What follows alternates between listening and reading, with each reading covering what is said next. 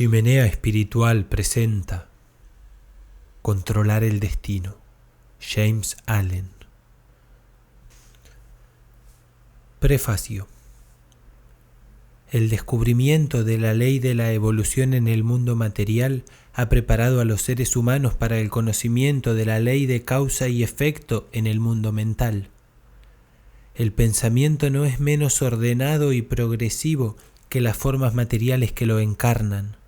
Y no solo las células y los átomos, sino también los pensamientos y los actos están cargados de una energía acumulativa y selectiva.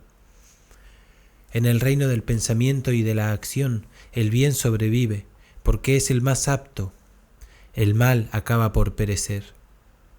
Saber que la ley perfecta de la causalidad lo abarca todo, tanto en la mente como en la materia, es liberarse de toda ansiedad respecto al destino último de los individuos y de la humanidad, porque el ser humano es ser humano y dueño de su destino. Y la voluntad en el ser humano que está conquistando el conocimiento de la ley natural conquistará el conocimiento de la ley espiritual. La voluntad que en la ignorancia elige el mal, a medida que la sabiduría evoluciona y emerge, elegirá el bien. En un universo de ley, el dominio final del mal por el ser humano está asegurado. Sus destinos menores de separación y dolor, derrota y muerte, no son más que pasos disciplinarios que conducen al gran destino del dominio triunfante. Él mismo está construyendo inconscientemente, aunque con las manos laceradas y el cuerpo encorvado por el trabajo, el templo de la gloria que le proporcionará una morada eterna de paz. En este volumen he tratado de exponer algunas palabras indicativas de esta ley y de este destino, así como de la manera en que funcionan y se construyen, y he dispuesto el tema de modo que el libro sea un volumen complementario de Vida Triunfante. Los primeros 6 y los últimos capítulos aparecieron por primera vez en Baby Quartel y Vivi Annual, y es con el amable permiso del editor Joseph Beebe que ahora se reúnen y publican en forma de volumen, habiéndose añadido los otros 3 capítulos para que el libro sea consecutivo y completo. James Allen.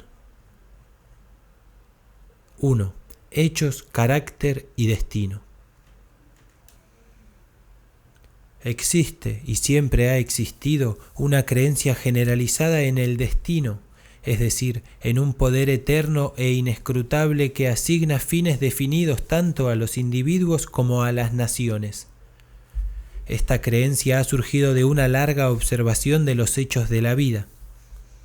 Los seres humanos son conscientes de que hay ciertos acontecimientos que no pueden controlar y que son impotentes para evitarlos. El nacimiento y morir, por ejemplo, son inevitables, y muchos de los incidentes de la vida parecen igualmente inevitables. Los seres humanos ponen todo su empeño en la consecución de ciertos fines, y gradualmente se vuelven conscientes de un poder que parece no provenir de ellos mismos, que frustra sus insignificantes esfuerzos y se ríe, por así decirlo, de sus infructuosos esfuerzos y luchas. A medida que los seres humanos avanzan en la vida, aprenden a someterse, más o menos, a este poder dominante que no comprenden, percibiendo solo sus efectos en ellos mismos y en el mundo que les rodea, y lo llaman con diversos nombres, como Dios, providencia, destino, etc. Los seres humanos de contemplación, como los poetas y los filósofos, se hacen a un lado, por así decirlo, para observar los movimientos de este misterioso poder que parece elevar a sus favoritos por un lado y abatir a sus víctimas por el otro, sin referencia al mérito o demérito. Los más grandes poetas, especialmente los dramáticos, representan este poder en sus obras, tal como lo han observado en la naturaleza.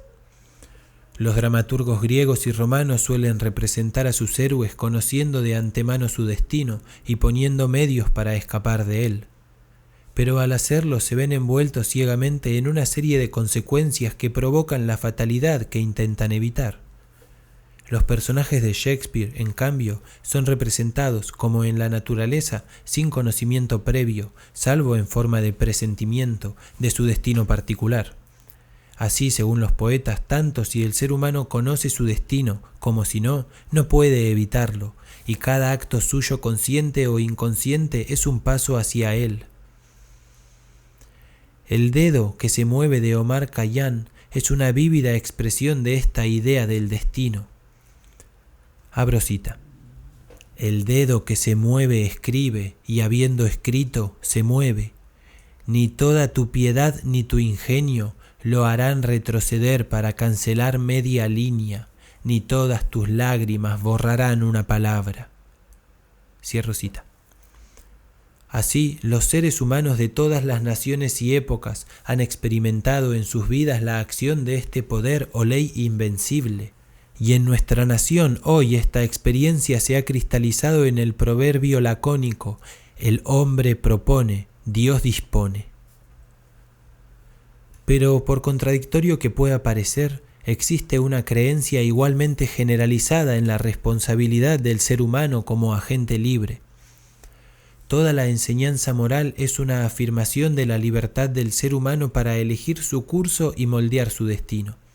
Y los esfuerzos pacientes e incansables del ser humano para alcanzar sus fines son declaraciones de conciencia, de libertad y de poder. Esta doble experiencia del destino, por un lado, y de la libertad, por otro, ha dado lugar a la interminable controversia entre los creyentes en el fatalismo y los defensores del libre albedrío, una controversia que se ha reavivado recientemente bajo el término determinismo versus libre albedrío.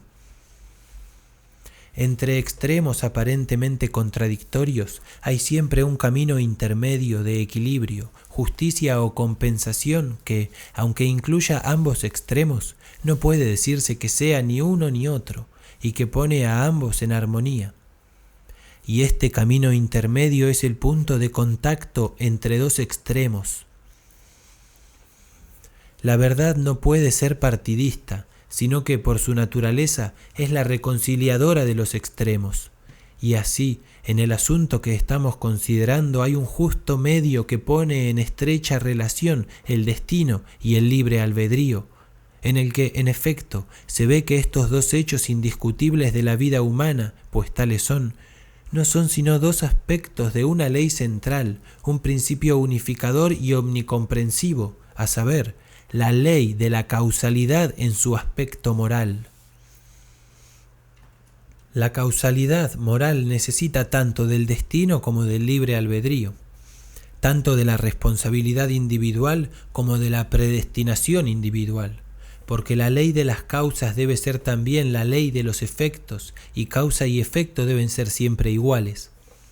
El tren de la causalidad, tanto en la materia como en la mente, debe estar eternamente equilibrado, por lo tanto eternamente justo, eternamente perfecto.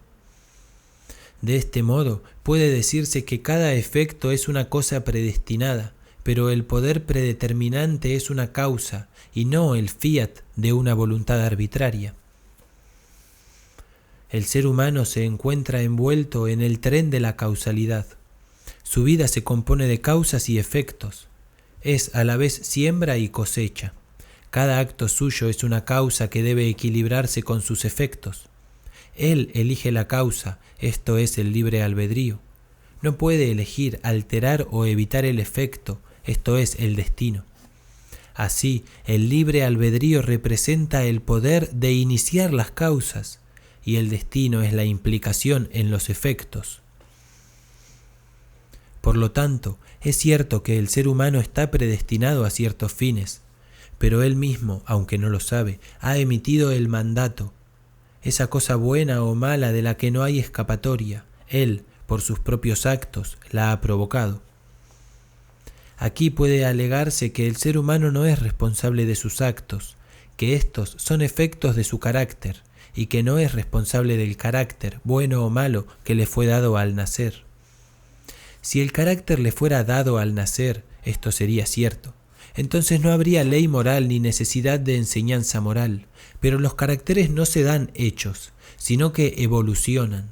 Son, en efecto, efectos, productos de la propia ley moral, es decir, productos de las obras.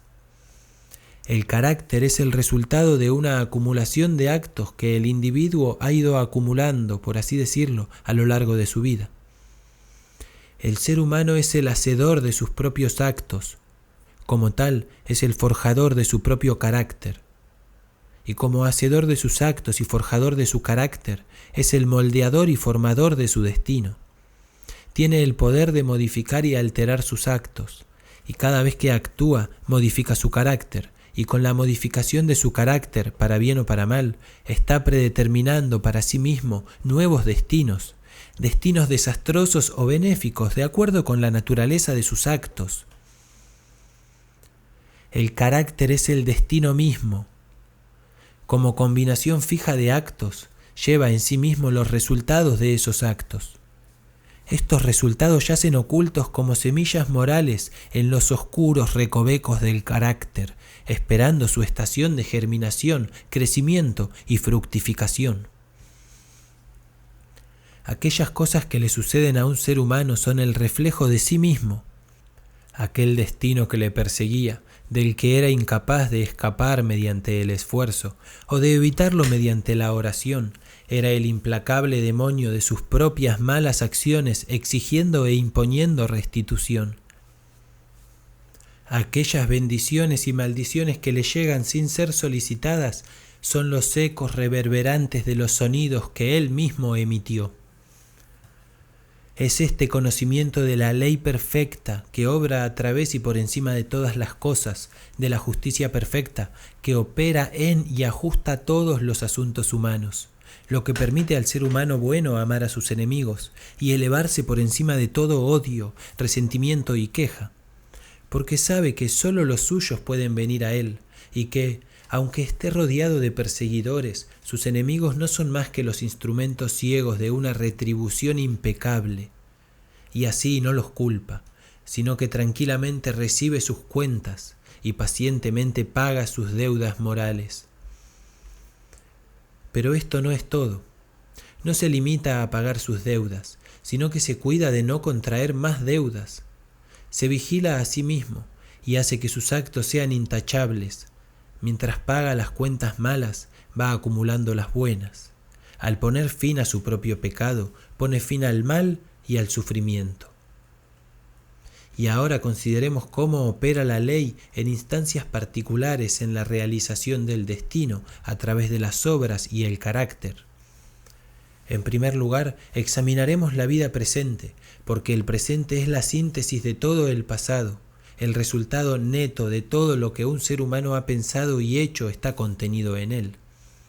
Es notable que a veces el ser humano bueno fracasa y el ser humano sin escrúpulos prospera. Un hecho que parece poner todas las máximas morales en cuanto a los buenos resultados de la rectitud fuera de cuenta. Y debido a esto, muchas personas niegan la operación de cualquier ley justa en la vida humana, e incluso declaran que son principalmente los injustos los que prosperan. Sin embargo, la ley moral existe y no es alterada ni subvertida por conclusiones superficiales. Debe recordarse que el ser humano es un ser cambiante y evolutivo. El ser humano bueno no siempre fue bueno. El ser humano malo no siempre fue malo. Incluso en esta vida hubo un tiempo, en un gran número de casos, en que el ser humano que ahora es justo fue injusto, en que el que ahora es bondadoso fue cruel, en que el que ahora es puro fue impuro. A la inversa, hubo un tiempo en esta vida, en un gran número de casos, cuando el que ahora es injusto era justo, cuando el que ahora es cruel era amable, cuando el que ahora es impuro era puro. Así el ser humano bueno, que hoy se ve sorprendido por la calamidad, está cosechando el resultado de su anterior siembra de maldad. Más tarde cosechará el feliz resultado de su actual siembra de bondad. Mientras que el ser humano malo está cosechando ahora el resultado de su anterior siembra de bondad, más tarde cosechará el resultado de su actual siembra de maldad. Las características son hábitos mentales fijos, los resultados de los actos. Un acto repetido un gran número de veces se vuelve inconsciente o automático, es decir, parece repetirse sin ningún esfuerzo por parte de quien lo hace, de modo que le parece casi imposible no hacerlo, y entonces se ha convertido en una característica mental. He aquí un pobre hombre sin trabajo. Es honesto y no rehúye el trabajo. Quiere trabajar, pero no lo consigue. Se esfuerza y sigue fracasando. ¿Dónde está la justicia en su suerte? Hubo un tiempo en que este hombre tenía mucho trabajo, se sentía agobiado por él, lo eludía y anhelaba la facilidad, pensaba en lo agradable que sería no tener nada que hacer. No apreciaba la bendición de su suerte. Su deseo de holgura se ve ahora satisfecho, pero el fruto que anhelaba y que creía tan dulce se ha convertido en cenizas en su boca. Ha alcanzado la condición que deseaba, es decir, no tener nada que hacer, y allí se ve obligado a permanecer hasta que haya aprendido completamente la lección. Y seguramente está aprendiendo que la facilidad habitual es degradante, que no tener nada que hacer es una condición de miseria, y que el trabajo es algo noble y bendito. Sus deseos y acciones anteriores le ha llevado a donde está, y ahora su actual deseo de trabajar, su incesante búsqueda y petición de ello, traerá con la misma seguridad su propio resultado benéfico. No deseando más la ociosidad, su condición actual como un efecto, cuya causa ya no se propaga, pronto desaparecerá y obtendrá empleo. Y si toda su mente está ahora puesta en el trabajo y lo desea por encima de todo, entonces cuando llegue se verá abrumado por él, fluirá hacia él desde todos los lados y prosperará en su industria. Entonces, si no comprende la ley de causa y efecto en la vida humana, se preguntará por qué el trabajo le llega aparentemente sin buscarlo, mientras que otros que lo buscan denodadamente no lo consiguen. Nada llega de improviso. Donde está la sombra, allí también está la sustancia. Lo que llega al individuo es el producto de sus propios actos. Así como la industria alegre conduce a una mayor industria y a una prosperidad creciente, y el trabajo eludido o emprendido con descontento conduce a un menor grado de trabajo y a una prosperidad decreciente. Así sucede con todas las variadas condiciones de la vida tal como las vemos. Son los destinos forjados por los pensamientos y las acciones de cada individuo en particular. Lo mismo ocurre con la gran variedad de caracteres, que son la maduración y el crecimiento maduro de la siembra de las acciones. Así como el individuo cosecha lo que siembra, la nación, al ser una comunidad de individuos, cosecha también lo que siembra. Las naciones se engrandecen cuando sus líderes son seres humanos justos, caen y se desvanecen cuando sus seres humanos justos fallecen. Los que están en el poder dan el ejemplo, bueno o malo, a toda la nación. Grande será la paz y la prosperidad de una nación cuando surja en ella una línea de estadistas que, habiéndose establecido primero en una elevada integridad de carácter, dirijan las energías de la nación hacia el cultivo de la virtud y el desarrollo del carácter, sabiendo que sólo a través de la industria personal, la integridad y la nobleza puede proceder la prosperidad nacional. Sin embargo, por encima de todo está la gran ley que con calma y con infalible justicia reparte a los mortales sus destinos fugaces, manchados de lágrimas o de sonrisas, el tejido de sus manos. La vida es una gran escuela para el desarrollo del carácter y todos, a través de la lucha y la lucha, el vicio y la virtud, el éxito y el fracaso, están aprendiendo lenta pero seguramente las lecciones de la sabiduría. 2. La ciencia del autocontrol. Vivimos en una era científica. Los seres humanos de ciencia se cuentan por millares, y están incesantemente buscando, analizando y experimentando con miras al descubrimiento y al aumento del conocimiento. Las estanterías de nuestras bibliotecas, tanto públicas como privadas, están repletas de imponentes volúmenes sobre temas científicos, y los maravillosos logros de la ciencia moderna están siempre ante nosotros, ya sea en nuestros hogares o en nuestras calles, en el campo o en la ciudad, en la tierra o en el mar. Tendremos ante nosotros algún maravilloso dispositivo, algún logro reciente de la ciencia para aumentar nuestra comodidad, aumentar nuestra velocidad o ahorrar el trabajo de nuestras manos. Sin embargo, con todo nuestro vasto acervo de conocimientos científicos y sus sorprendentes y rápidamente crecientes resultados en el mundo de los descubrimientos y las invenciones, hay, en esta época, una rama de la ciencia que ha decaído tanto que casi ha caído en el olvido. Una ciencia, no obstante, que es de mayor importancia que todas las demás ciencias juntas, y sin la cual toda ciencia no haría sino servir a los fines del egoísmo y ayudar a la destrucción del ser humano. Me refiero a la ciencia del dominio de sí mismo. Nuestros científicos modernos estudian los elementos y fuerzas que están fuera de ellos mismos, con el objeto de controlarlos y utilizarlos. Los antiguos estudiaban los elementos y las fuerzas que estaban dentro de ellos mismos, con el fin de controlarlos y utilizarlos. Y los antiguos produjeron tan poderosos maestros del conocimiento en esta dirección que hasta el día de hoy son venerados como dioses, y las vastas organizaciones religiosas del mundo se basan en sus logros. Por maravillosas que sean las fuerzas de la naturaleza, son muy inferiores a la combinación de fuerzas inteligentes que constituyen la mente del ser humano y que dominan y dirigen las fuerzas mecánicas ciegas de la naturaleza.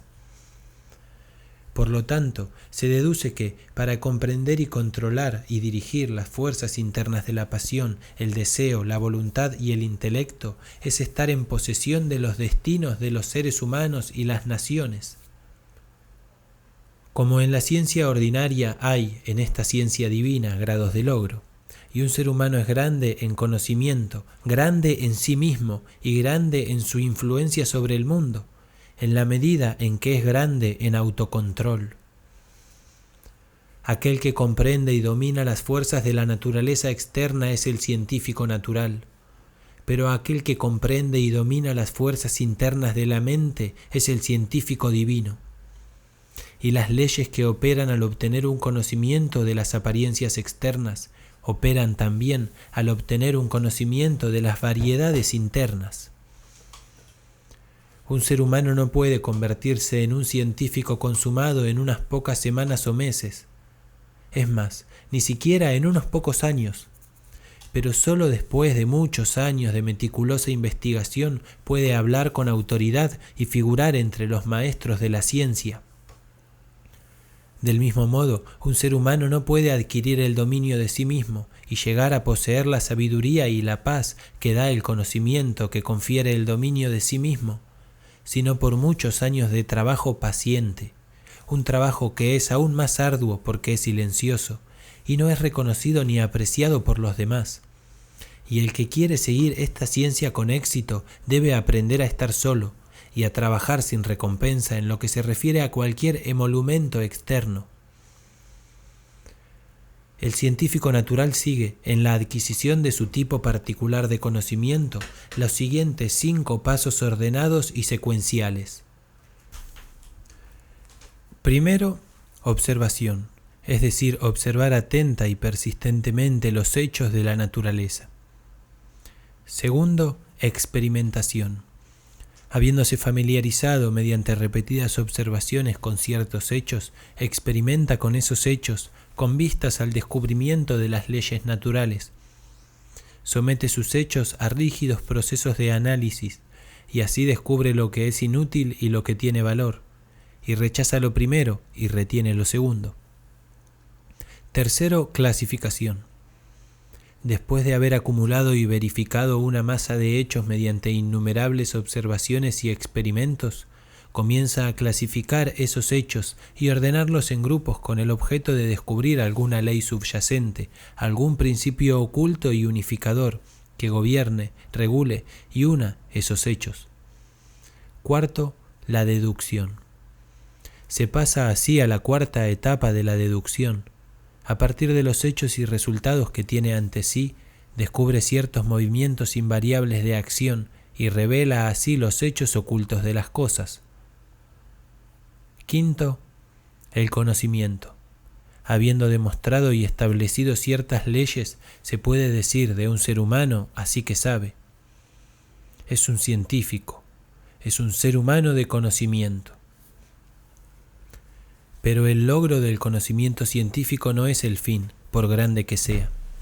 Los seres humanos no alcanzan el conocimiento solo para sí mismos, ni para guardarlo en secreto en sus corazones, como una hermosa joya en un cofre oscuro. El fin de tal conocimiento es el uso, el servicio, el aumento de la comodidad y la felicidad del mundo. Así, cuando un ser humano se ha convertido en científico, da al mundo el beneficio de su conocimiento y desinteresadamente otorga a la humanidad los resultados de todos sus trabajos, o a veces no tan desinteresadamente.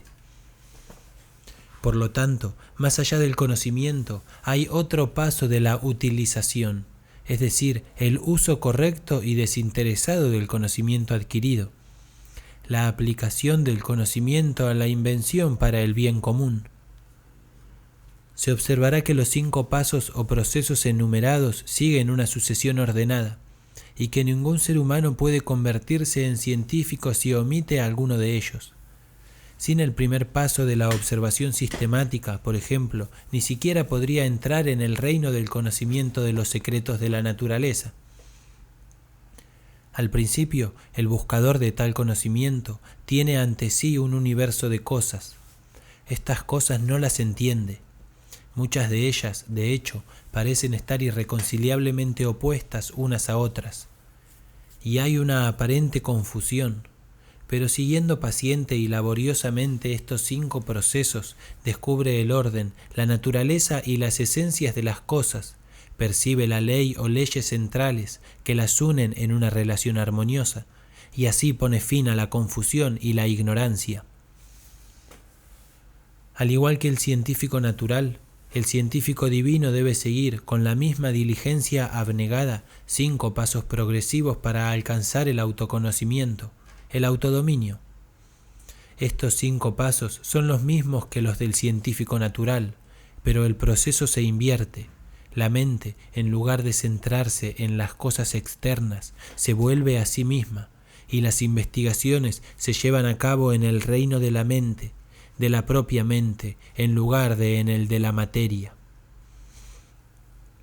Al principio, el buscador del conocimiento divino se enfrenta a esa masa de deseos, pasiones, emociones, ideas e intelectos que se llama a sí mismo, que es la base de todas sus acciones y de la que procede su vida.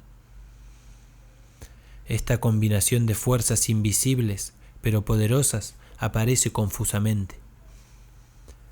Algunas de ellas están aparentemente en conflicto directo entre sí, sin ninguna apariencia o esperanza de reconciliación. Su mente en su totalidad también, con su vida que procede de esa mente, no parece tener ninguna relación equitativa con muchas otras mentes y vidas a su alrededor, y en conjunto hay una condición de dolor y confusión de la que le gustaría escapar. Así comienza por darse cuenta agudamente de su estado de ignorancia, porque nadie podría adquirir conocimiento natural o divino si estuviera convencido de que, sin estudio o trabajo, ya lo posee. Con tal percepción de la propia ignorancia viene el deseo de conocimiento, y el novicio en autocontrol entra en el camino ascendente, en el cual están los siguientes 5 pasos. Primero, introspección. Esto coincide con la observación del científico natural. El ojo mental se mueve como un reflector sobre las cosas internas de la mente, y sus procesos sutiles y siempre variables son observados y cuidadosamente anotados. Este apartarse de las gratificaciones egoístas, de las excitaciones de los placeres y ambiciones mundanos, para observar con el objeto de comprender la propia naturaleza, es el comienzo del autocontrol. Hasta entonces el ser humano se ha dejado llevar ciega e impotentemente por los impulsos de su naturaleza, mera criatura de las cosas y de las circunstancias. Pero ahora pone freno a sus impulsos y, en lugar de ser controlado, comienza a controlar. Segundo, autoanálisis.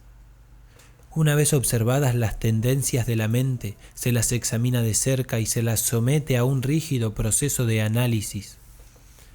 Las malas tendencias, las que producen efectos dolorosos, se separan de las buenas tendencias, las que producen efectos pacíficos, y las diversas tendencias, con las acciones particulares que producen, y los resultados definidos que invariablemente surgen de estas acciones, son gradualmente captadas por el entendimiento, que por fin es capaz de seguirlas en su rápida y sutil interacción y profundas ramificaciones.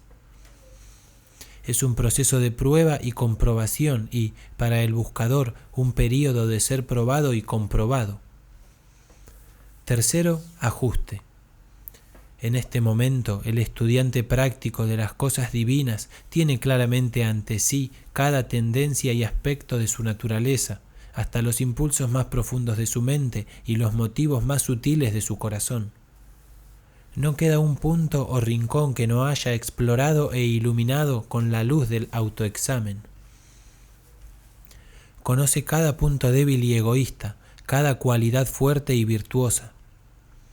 Se considera el colmo de la sabiduría ser capaz de vernos a nosotros mismos como nos ven los demás. Pero el practicante del autocontrol va mucho más allá. No solo se ve a sí mismo como lo ven los demás, sino que se ve también tal como es. Así, estando cara a cara consigo mismo, sin esforzarse por ocultar ninguna falta secreta, sin defenderse ya con halagos agradables, sin infravalorarse ni sobrevalorarse a sí mismo ni a sus poderes, y sin maldecirse más con autoalabanzas o autocompasión, ve la magnitud total de la tarea que tiene ante sí. Ve, muy lejos, las alturas del dominio de sí mismo y sabe qué trabajo tiene que hacer para alcanzarlas. Ya no está en un mundo de confusión, sino que ha vislumbrado las leyes que operan en el mundo del pensamiento y ahora comienza a ajustar su mente de acuerdo con esas leyes. Se trata de un proceso de escarda, criba y limpieza. Y así como el agricultor escarda, limpia y prepara el terreno para sus cosechas, así el estudiante quita las malas hierbas de su mente, la limpia y purifica, preparándola para sembrar las semillas de acciones rectas que producirán la cosecha de una vida bien ordenada. Cuarto, rectitud. Habiendo ajustado sus pensamientos y acciones a esas leyes menores que operan en las actividades mentales en la producción de dolor y placer, intranquilidad y paz, tristeza y dicha, ahora percibe que hay implicada en esa ley una gran ley central que, como la ley de gravitación en el mundo natural, es suprema en el mundo de la mente, una ley a la que todos los pensamientos y acciones están subordinados, y por lo cual son regulados y mantenidos en su esfera apropiada. Esta es la ley de la justicia o rectitud, que es universal y suprema. A esta ley se ajusta ahora. En lugar de pensar y actuar ciegamente, como la naturaleza es estimulada y apelada por las cosas externas, subordina sus pensamientos y acciones a este principio central. Ya no actúa desde sí mismo, sino que hace lo que es correcto, lo que es universal y eternamente recto. Ya no es el esclavo abyecto de su naturaleza y circunstancias, es el amo de su naturaleza y circunstancias. Ya no es llevado de aquí para allá por las fuerzas de su mente, sino que controla y guía esas fuerzas para la realización de sus propósitos. Así, teniendo su naturaleza bajo control y sujeción, no pensando pensamientos ni realizando acciones que se opongan a la ley justa, y que, por lo tanto, esa ley anula con sufrimiento y derrota, se eleva por encima del dominio del pecado y la tristeza, la ignorancia y la duda, y es fuerte, tranquilo y pacífico. Quinto, conocimiento puro. Pensando rectamente y actuando rectamente, prueba, por experiencia, la existencia de la ley divina en la que se enmarca la ley, y que es el principio rector y unificador de todos los asuntos y acontecimientos humanos, ya sean individuales o nacionales. Así, perfeccionándose en el dominio de sí mismo, adquiere el conocimiento divino. Llega al punto en que puede decirse de él como del científico natural, que sabe. Ha dominado la ciencia del autocontrol y ha sacado conocimiento de la ignorancia, orden de la confusión. Ha adquirido ese conocimiento de sí mismo, que incluye el conocimiento de toda la humanidad. Ese conocimiento de la propia vida que abarca el conocimiento de todas las vidas, ya que todas las mentes son iguales en esencia, difiriendo solo de grado, están enmarcadas en la misma ley, y los mismos pensamientos y actos, cualquiera que sea el individuo que los realice, siempre producirán los mismos resultados. Pero este conocimiento divino que otorga la paz, como en los casos del científico natural, no se obtiene solo para uno mismo, porque si así fuera, el objetivo de la evolución se vería frustrado, y no está en la naturaleza de las cosas quedarse cortas en la maduración y el logro. Y, de hecho, el que pensara obtener este conocimiento solo para su propia felicidad, fracasaría con toda seguridad. Así, más allá del quinto escalón del conocimiento puro, hay otra sabiduría, que es la aplicación correcta del conocimiento adquirido. El derramar sobre el mundo, desinteresadamente y sin escatimar, el resultado de los propios trabajos, acelerando así el progreso y elevando a la humanidad. Se puede decir que los seres humanos que no han vuelto a su propia naturaleza para controlarla y purificarla, que no pueden distinguir claramente entre el bien y el mal, lo correcto y lo incorrecto, persiguen lo que creen que les dará placer y tratan de evitar lo que creen que les causará dolor. La fuente de sus acciones es el yo, y solo descubren el bien de forma dolorosa y fragmentaria, pasando periódicamente por severos sufrimientos y latigazos de conciencia. Pero el que practica el dominio de sí mismo, pasando por los 5 procesos, que son 5 etapas de crecimiento, adquiere ese conocimiento que le permite actuar a partir de la ley moral que sustenta el universo. Conoce el bien y el mal, lo correcto y lo incorrecto, y conociéndolos así, vive de acuerdo con el bien y lo correcto. Ya no necesita considerar lo que es agradable o desagradable, sino que hace lo que es correcto. Su naturaleza está en armonía con su conciencia y no hay remordimiento. Su mente está al unísono con la gran ley y ya no hay sufrimiento ni pecado. Para él el mal ha terminado y el bien es todo en todo. 3. Causa y efecto en la conducta humana. Es un axioma para los científicos que todo efecto está relacionado con una causa. Aplíquese esto al ámbito de la conducta humana y se revela el principio de la justicia. Todo científico sabe, y ahora toda la humanidad cree, que la armonía perfecta prevalece en cada porción del universo físico, desde la mota de polvo hasta el más grande sol. En todas partes hay un ajuste exquisito. En el universo sideral, con sus millones de soles rodando majestuosamente por el espacio y llevando consigo sus respectivos sistemas de planetas giratorios, su vasta nebulosa, sus mares de meteoritos y sus vastos ejércitos de cometas viajando a través del espacio ilimitable con una velocidad indecible, prevalece el orden perfecto. Y, de nuevo, en el mundo natural, con sus multitudinarios aspectos de la vida y su infinita variedad de formas, existen los límites claramente definidos de leyes específicas, mediante la operación de las cuales se evita toda confusión y se obtiene eternamente la unidad y la armonía.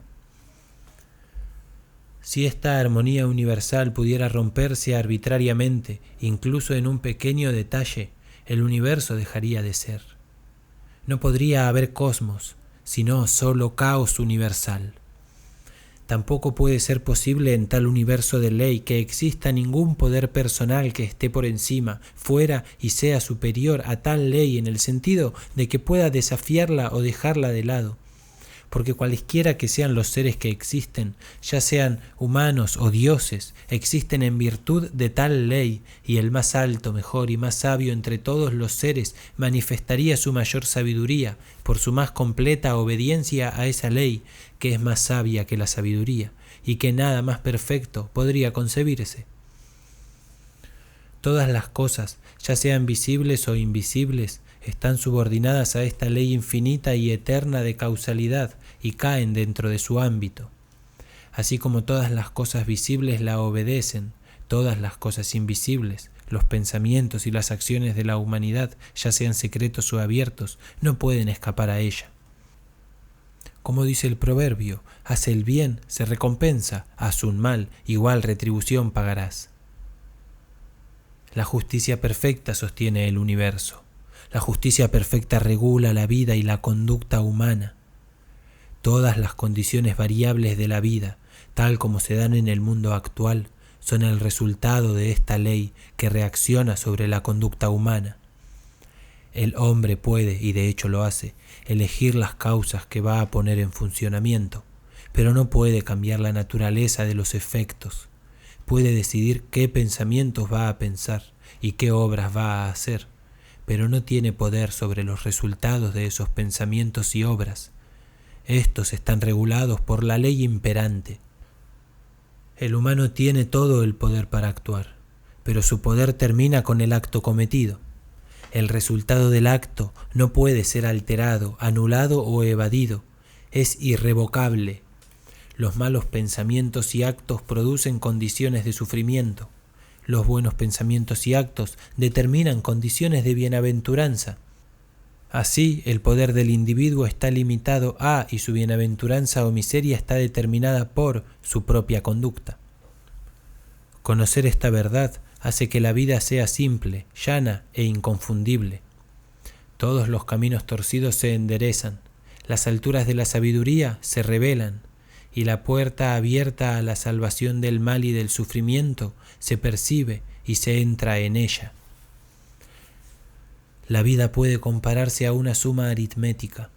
Es desconcertantemente difícil y compleja para el alumno que aún no ha captado la clave de su correcta solución, pero una vez que la ha percibido y se ha apoderado de ella, se vuelve tan asombrosamente simple como antes era profundamente desconcertante.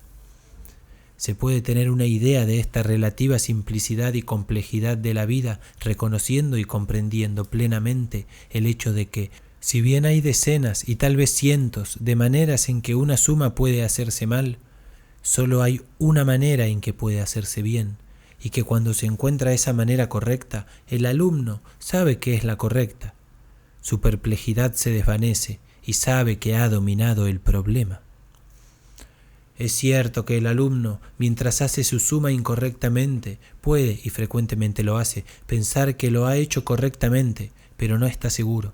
Su perplejidad sigue ahí, y si es un alumno serio y apto, reconocerá su propio error cuando se lo señala el maestro.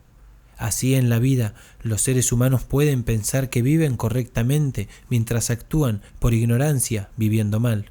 Pero la presencia de la duda, la perplejidad y la infelicidad son indicaciones seguras de que aún no se ha encontrado el camino correcto. Hay alumnos tontos y descuidados que quisieran pasar una suma como correcta antes de haber adquirido un verdadero conocimiento de las cifras. Pero el ojo y la habilidad del maestro detectan y exponen rápidamente la falacia. Así en la vida no puede haber falsificación de resultados. El ojo de la gran ley revela y expone. 2 veces 5 serán 10 por toda la eternidad, y ninguna cantidad de ignorancia, estupidez o engaño puede elevar el resultado a 11.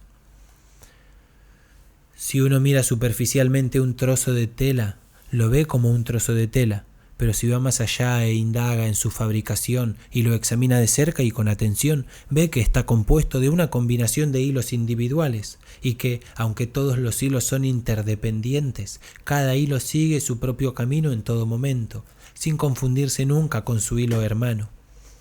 Es esta ausencia total de confusión entre los hilos particulares lo que hace que la obra acabada sea un trozo de tela.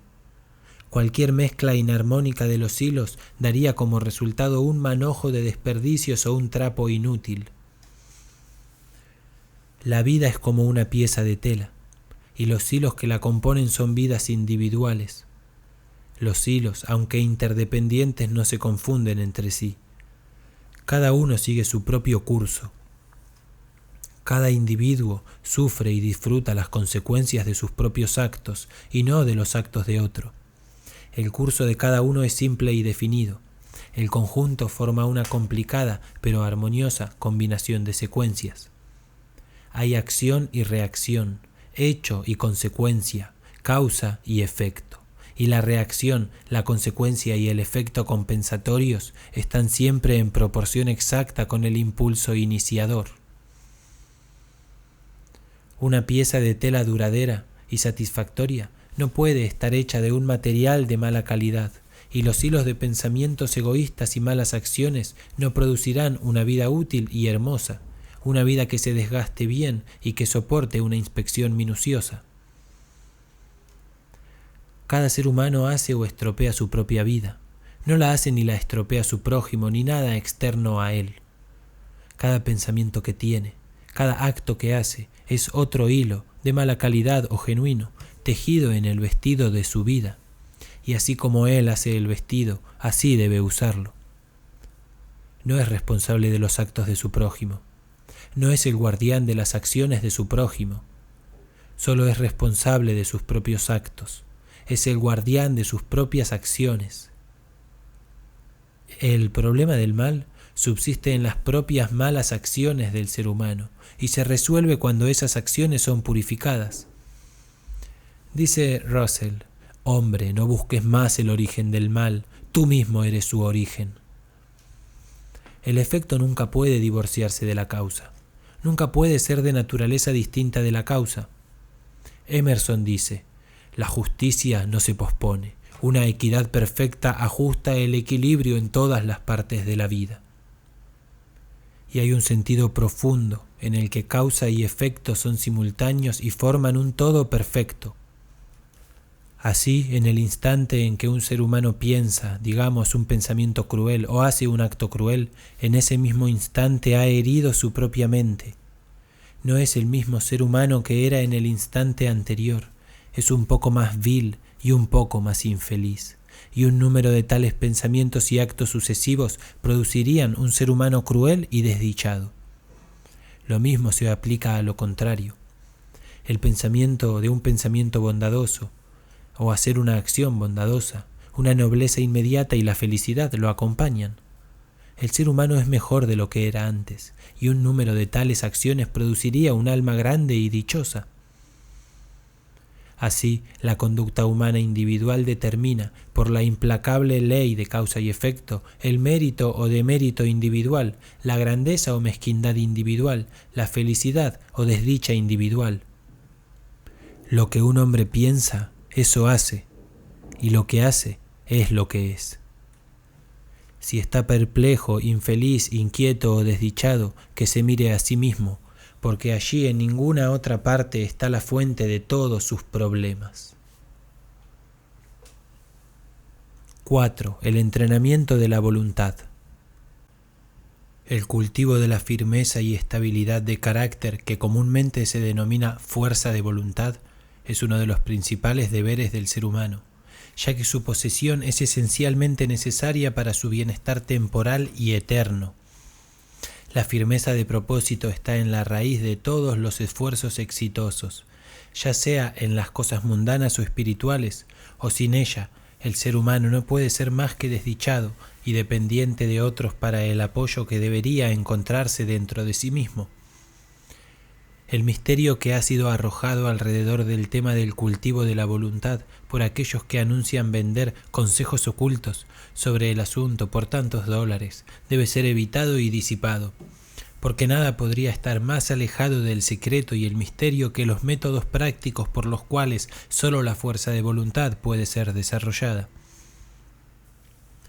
El verdadero camino del cultivo de la voluntad solo se encuentra en la vida cotidiana común del individuo, y es tan obvio y sencillo que la mayoría, buscando algo complicado y misterioso, lo pasa por alto.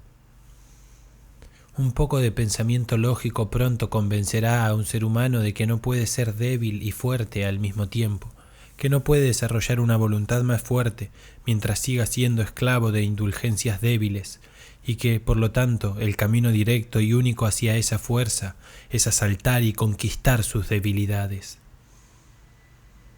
Todos los medios para el cultivo de la voluntad están ya a mano en la mente y en la vida del individuo. Residen en el lado débil de su carácter, atacando y venciendo el cual se desarrollará la necesaria fuerza de voluntad. Quien haya logrado captar esta verdad simple y preliminar, percibirá que toda la ciencia del cultivo de la voluntad se encarna en las 7 reglas siguientes. 1. Romper con los malos hábitos. 2. Formar buenos hábitos. 3. Prestar escrupulosa atención al deber del momento presente. 4. Haz enérgicamente y de inmediato lo que haya que hacer. 5. Vive según las reglas. 6. Controla la lengua. 7. Controla la mente. Cualquiera que medite seriamente y practique diligentemente las reglas anteriores no dejará de desarrollar la pureza de propósito y el poder de voluntad que le permitirán hacer frente con éxito a todas las dificultades y atravesar triunfalmente todas las emergencias. Se verá que el primer paso es romper con los malos hábitos. No es tarea fácil. Exige grandes esfuerzos o una sucesión de esfuerzos, y es por medio de tales esfuerzos que la voluntad puede ser vigorizada y fortificada. Si uno se niega a dar el primer paso, no puede aumentar su fuerza de voluntad, porque al someterse a un mal hábito, debido al placer inmediato que proporciona, uno pierde el derecho a gobernarse a sí mismo y es hasta ahora un esclavo débil. Quien evita así la autodisciplina y busca secretos ocultos para ganar fuerza de voluntad con poco o ningún esfuerzo, se engaña a sí mismo y debilita la fuerza de voluntad que ya posee. El aumento de la fuerza de voluntad que se obtiene al vencer los malos hábitos permite iniciar los buenos hábitos, porque mientras que vencer un mal hábito solo requiere fuerza de voluntad, crear uno nuevo requiere una dirección inteligente de la voluntad. Para ello, un ser humano debe ser mentalmente activo y enérgico, y debe mantener una vigilancia constante sobre sí mismo. A medida que un ser humano logra perfeccionarse en la segunda regla, no le será muy difícil observar la tercera, la de prestar escrupulosa atención al deber del momento presente. La minuciosidad es un paso ineludible en el desarrollo de la voluntad. La negligencia es señal de debilidad. Se debe aspirar a la perfección incluso en la tarea más pequeña, no dividiendo la mente, sino prestando toda la atención a cada tarea por separado. Tal como se presenta, se adquiere gradualmente la unicidad de propósito y la intensa concentración de la mente, 2 poderes mentales que dan peso y valor al carácter y traen reposo y alegría a su poseedor. La cuarta regla, la de hacer vigorosamente y de inmediato lo que haya que hacer, es igualmente importante. La ociosidad y una voluntad fuerte no pueden ir juntas, y la dilación es una barrera total para la adquisición de una acción resuelta. No hay que dejar nada para otro momento, ni siquiera unos minutos. Lo que debe hacerse ahora, debe hacerse ahora. Esto parece poca cosa, pero tiene una importancia capital. Conduce a la fuerza, al éxito y a la paz. El ser humano que ha de manifestar una voluntad cultivada debe también vivir según ciertas reglas. No debe gratificar ciegamente sus pasiones e impulsos, sino que debe educarlos en la obediencia.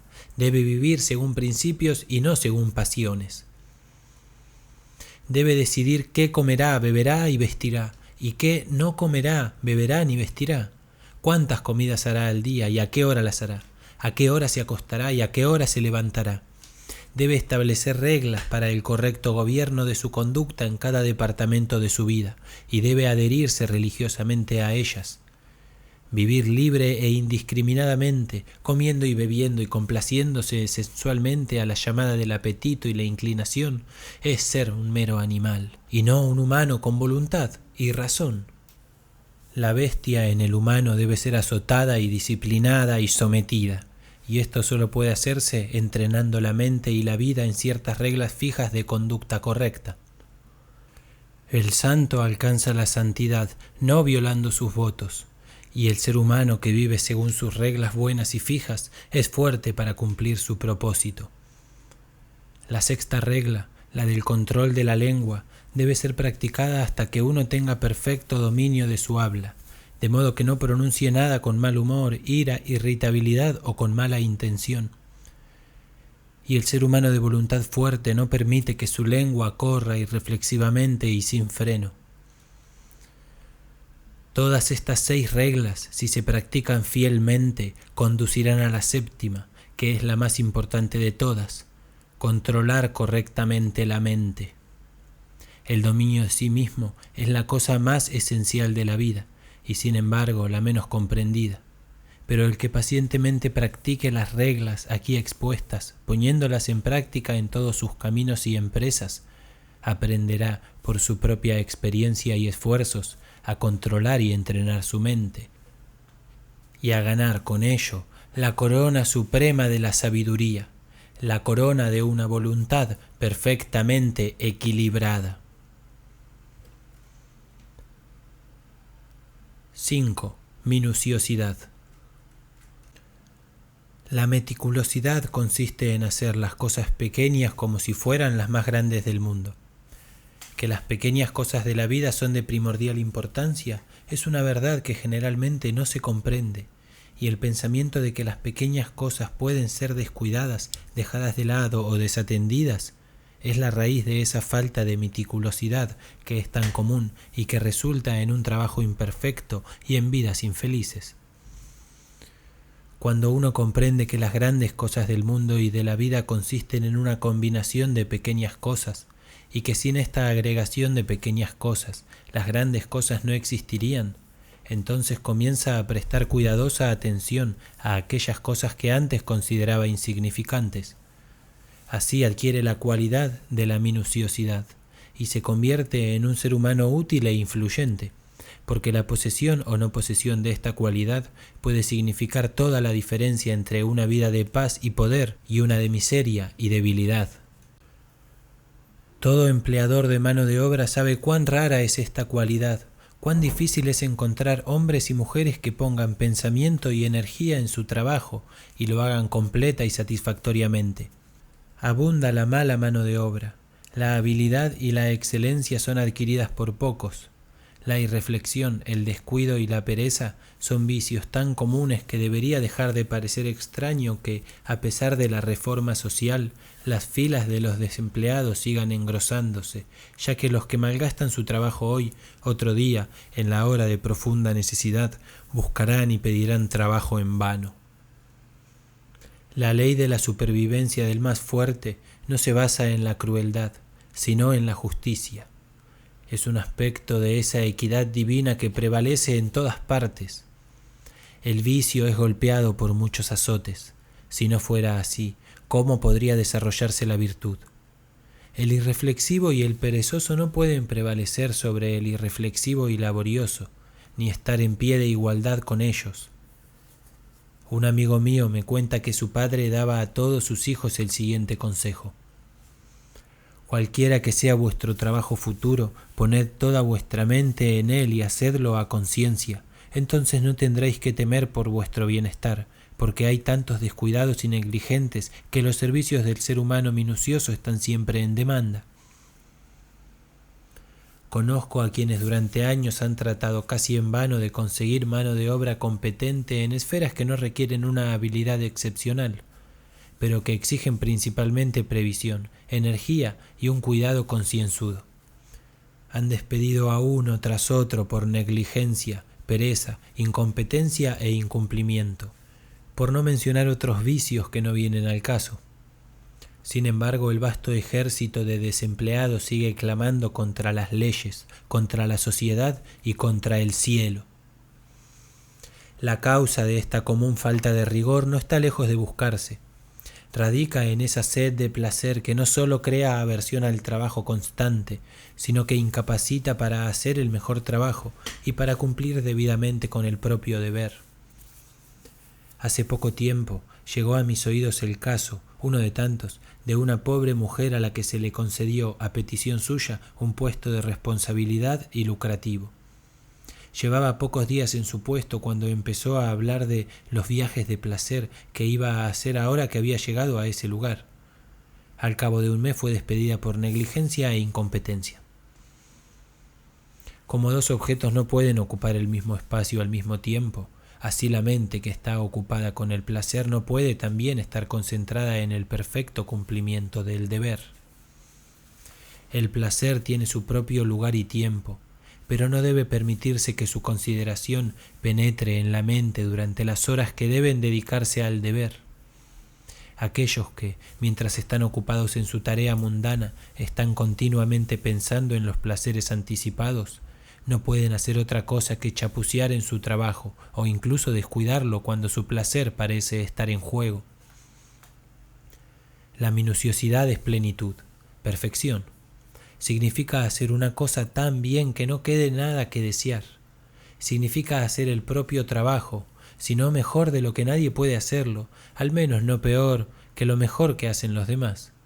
Significa el ejercicio de mucho pensamiento, el despliegue de gran energía, la aplicación persistente de la mente a su tarea, el cultivo de la paciencia, la perseverancia y un alto sentido del deber. Un antiguo maestro dijo, si hay que hacer algo, que el humano lo haga, que lo ataque con vigor. Y otro maestro dijo, todo lo que tu mano encuentre para hacer, hazlo con tu fuerza. El que carece de minuciosidad en sus deberes mundanos, también carecerá de la misma cualidad en las cosas espirituales. No mejorará su carácter, será débil y poco entusiasta en su religión, y no logrará ningún fin bueno y útil. El humano que mantiene un ojo en el placer mundano y el otro en la religión, y que piensa que puede tener la ventaja de ambas condiciones, no será minucioso ni en su búsqueda del placer ni en su búsqueda religiosa, sino que hará un negocio lamentable de ambas. Es mejor ser un mundano de alma entera que un religioso a medias. Es mejor dedicar toda la mente a una cosa inferior que la mitad de ella a una superior. Es preferible ser minucioso, aunque sea en una dirección mala o egoísta, que ineficaz y remilgado en las buenas direcciones, porque la minuciosidad conduce más rápidamente al desarrollo del carácter y a la adquisición de la sabiduría. Acelera el progreso y el desenvolvimiento, y mientras conduce a los malos a algo mejor, estimula a los buenos a cotas cada vez más altas de utilidad y poder. 6. Construir la mente y construir la vida. Todo, tanto en la naturaleza como en las obras del humano, se produce por un proceso de construcción. La roca se compone de átomos, la planta y el animal y el ser humano se componen de células, una casa se construye con ladrillos y un libro se construye con letras. Un mundo se compone de un gran número de formas y una ciudad de un gran número de casas.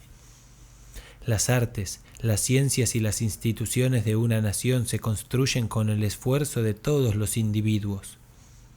La historia de una nación es la construcción de sus hechos. El proceso de construcción requiere el proceso alternativo de destrucción. Las viejas formas que han servido a su propósito se rompen y el material del que están compuestas entra en nuevas combinaciones. Hay una integración y una desintegración recíprocas. En todos los cuerpos compuestos, las células viejas se desintegran sin cesar y se forman células nuevas para ocupar su lugar. Las obras del ser humano también necesitan renovarse continuamente hasta que se han vuelto viejas e inútiles, momento en el que se derriban para que puedan servir a un fin mejor. Estos dos procesos de destrucción y reconstrucción en la naturaleza se llaman muerte y vida. En las obras artificiales del ser humano se llaman destrucción y restauración. Este doble proceso que se da universalmente en las cosas visibles, también se da universalmente en las cosas invisibles. Como un cuerpo está construido de células y una casa de ladrillos, así la mente del humano está construida de pensamientos. Los diversos caracteres de los humanos no son otra cosa que compuestos de pensamientos de diversas combinaciones. Aquí vemos con profunda verdad el dicho: como un hombre piensa en su corazón, así es él. Las características individuales son procesos fijos del pensamiento, es decir, son fijas en el sentido de que se han convertido en una parte tan integral del carácter que sólo pueden ser alteradas o eliminadas mediante un prolongado esfuerzo de la voluntad y mediante mucha autodisciplina. El carácter se construye de la misma manera que se construye un árbol o una casa, es decir, mediante la adición incesante de nuevo material, y ese material es el pensamiento. Con la ayuda de millones de ladrillos se construye una ciudad. Con la ayuda de millones de pensamientos se construye una mente, un carácter. Todo ser humano es un constructor de mentes, lo reconozca o no. Todo humano debe forzosamente pensar, y cada pensamiento es otro ladrillo colocado en el edificio de la mente. Tal colocación de ladrillos se hace suelta y descuidadamente por un gran número de personas, siendo el resultado caracteres inestables y tambaleantes que están listos para hundirse bajo la primera pequeña ráfaga de problemas o tentaciones. Algunos también ponen en el edificio de sus mentes un gran número de pensamientos impuros. Estos son tantos ladrillos podridos que se desmoronan tan rápido como se ponen, dejando siempre un edificio inacabado y antiestético, que no puede proporcionar ninguna comodidad ni ningún refugio para su poseedor. Los pensamientos debilitantes sobre la propia salud, los pensamientos enervantes sobre los placeres ilícitos, los pensamientos debilitantes de fracaso y los pensamientos enfermizos de autocompasión y autoalabanza son ladrillos inútiles con los que no se puede levantar ningún templo mental sustancial. Los pensamientos puros, sabiamente elegidos y bien colocados, son otros tantos ladrillos duraderos que nunca se desmoronarán y con los cuales puede erigirse rápidamente un edificio acabado y hermoso que proporcione comodidad y abrigo a su poseedor. Los pensamientos vigorizantes de fuerza, de confianza, de deber, los pensamientos inspiradores de una vida grande, libre, sin trabas y altruista, son ladrillos útiles con los que se puede levantar un templo mental sustancial. Y la construcción de tal templo requiere que los viejos e inútiles hábitos de pensamiento sean derribados y destruidos. Construye más mansiones majestuosas, oh alma mía, a medida que avanzan las estaciones. Cada humano es el constructor de sí mismo. Si es el ocupante de un tugurio de una mente que deja entrar las lluvias de muchos problemas y a través del cual soplan los vientos agudos de las decepciones que se repiten a menudo, que se ponga a trabajar para construir una mansión más noble que le proporcione una mejor protección contra esos elementos mentales. Tratar de trasladar débilmente la responsabilidad de su mala construcción al diablo o a sus antepasados o a cualquier otra cosa o persona que no sea él mismo no aumentará su comodidad ni le ayudará a construir una morada mejor. Cuando despierte a un sentido de su responsabilidad y una estimación aproximada de su poder, entonces comenzará a construir como un verdadero obrero y producirá un carácter simétrico y acabado que perdurará y será apreciado por la posteridad, y que, mientras que proporciona una protección que nunca falla para sí mismo, continuará dando refugio a muchos luchadores cuando él haya fallecido.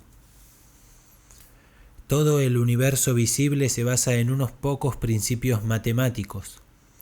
Todas las maravillosas obras del ser humano en el mundo material han sido realizadas por la rígida observancia de unos pocos principios subyacentes, y todo lo que hay para hacer una vida exitosa, feliz y hermosa es el conocimiento de la aplicación de unos pocos principios simples y fundamentales. Si el ser humano quiere levantar un edificio que resista las tormentas más feroces, Debe construirlo sobre un principio o ley matemática simple, como el cuadrado o el círculo. Si ignora esto, su edificio se derrumbará incluso antes de estar terminado. Del mismo modo, si un ser humano quiere construir una vida exitosa, fuerte y ejemplar, una vida que resista con firmeza las tormentas más feroces de la adversidad y la tentación, debe basarse en unos pocos principios morales, simples y sin desviaciones. 4 de estos principios son la justicia, la rectitud, la sinceridad y la bondad. Estas 4 verdades éticas son para la construcción de una vida lo que las 4 líneas de un cuadrado son para la construcción de una casa. Si un ser humano las ignora y piensa obtener el éxito, la felicidad y la paz mediante la justicia, el engaño y el egoísmo, se encuentra en la posición de un constructor que imagina que puede edificar una morada fuerte y duradera, ignorando la disposición relativa de las líneas matemáticas, y al final solo obtendrá decepción y fracaso. Puede, por un tiempo, hacer dinero, lo que le engañará haciéndole creer que la injusticia y la deshonestidad pagan bien. Pero en realidad su vida es tan débil e inestable que está lista en cualquier momento para caer, y cuando llega a un período crítico, como debe llegar, sus asuntos, su reputación y sus riquezas se desmoronan en ruinas, y él es enterrado en su propia desolación. Es totalmente imposible que un ser humano alcance una vida verdaderamente exitosa y feliz si ignora los 4 principios morales enumerados. Mientras que el ser humano que los observa escrupulosamente en todos sus tratos no puede fracasar en el éxito y la bienaventuranza más de lo que la tierra puede fracasar en la luz y el calor del sol mientras se mantenga en su órbita legal, porque obra en armonía con las leyes fundamentales del universo. Construye su vida sobre una base que no puede ser alterada ni derribada, y por consiguiente todo lo que haga será tan fuerte y duradero, y todas las partes de su vida serán tan coherentes, armoniosas y estarán tan firmemente entretejidas que es imposible que se derrumbe. En todas las formas universales construidas por el gran poder invisible e infalible, se encontrará que la observancia de la ley matemática se lleva a cabo con exactitud infalible hasta el más mínimo detalle. El microscopio revela el hecho de que lo infinitamente pequeño es tan perfecto como lo infinitamente grande. Un copo de nieve es tan perfecto como una estrella.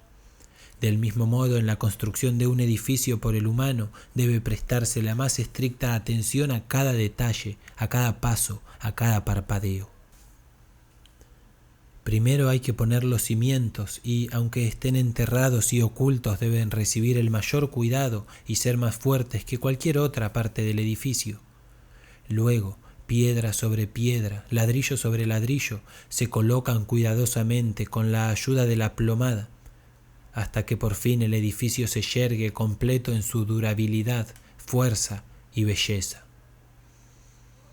Lo mismo sucede con la vida del ser humano.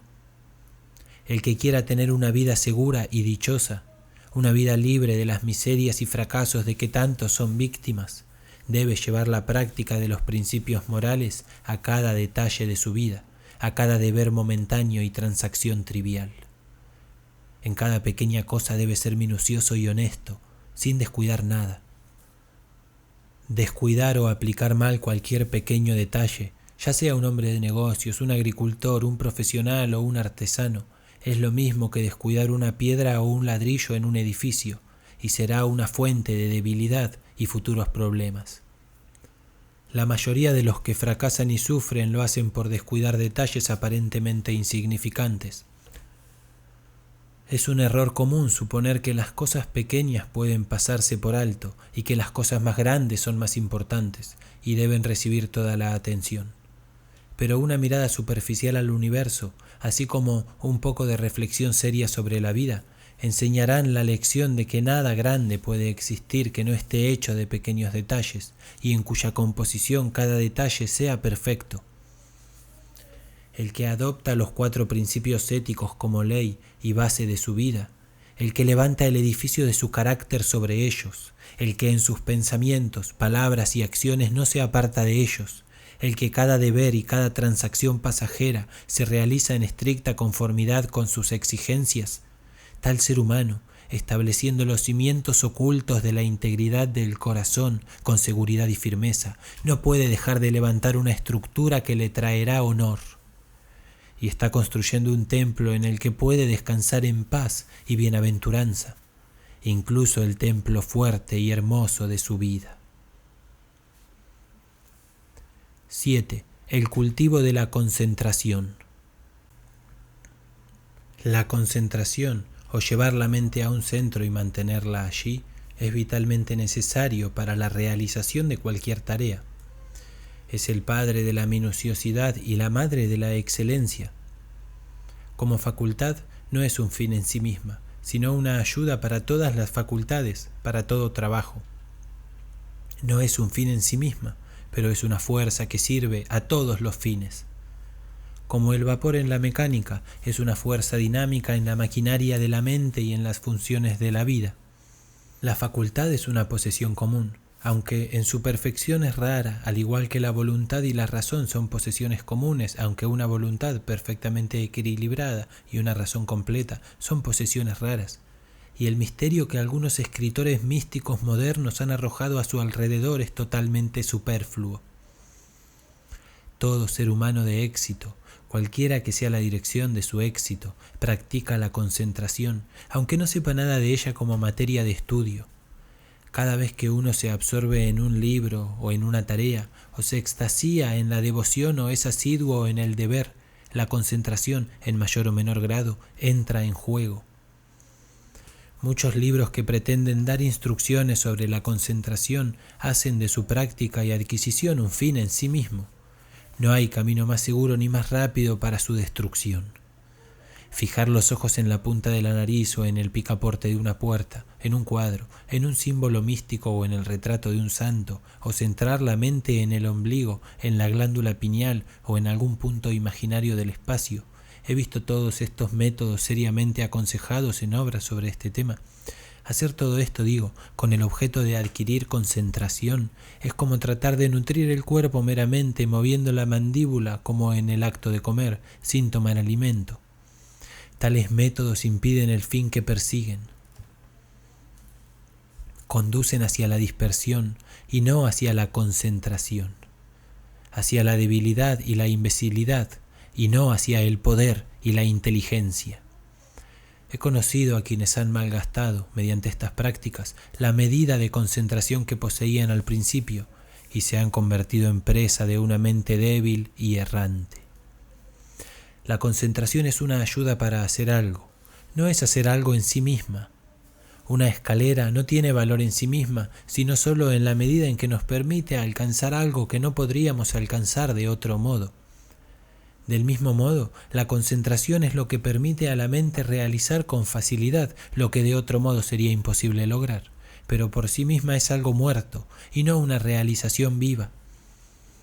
La concentración está tan entretejida con los usos de la vida que no puede separarse del deber, y quien intente adquirirla aparte de su tarea, de su deber, no solo fracasará, sino que disminuirá y no aumentará su control mental y su capacidad ejecutiva, y así se hará cada vez menos apto para tener éxito en sus empresas.